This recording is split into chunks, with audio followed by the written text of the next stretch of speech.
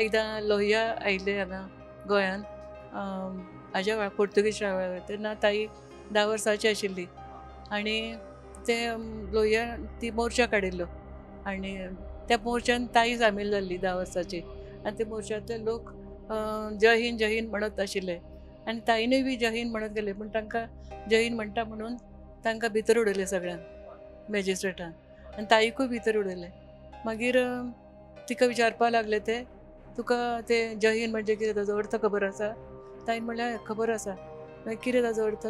तर हिंदुस्तानचा जय जयकार असो म्हणलें तिणें अशें सांगलें तिणें तर मागीर ते वा बरी आसा म्हणून ते म्हणपा लागले आनी तिका बरें हुशार आसा भुरगें म्हणून मागीर सोडून दिलें तिका बेगीन सोडलें बाकीच्यांक सोडूं ना पण तांकां मारले बिल्ले पण ताईक हात लावना ताणी आनी मागीर ती घरा आयली न्ही तेन्ना भाऊ बरो चिंतान आशिल्लो भाऊ ताई पळयतकूच सांगलें अशें अशें केलां म्हणून तेजेर भाऊन मागीर अशें फाटीर हात फिरयलो आनी हांसून असो बरें केलें म्हणून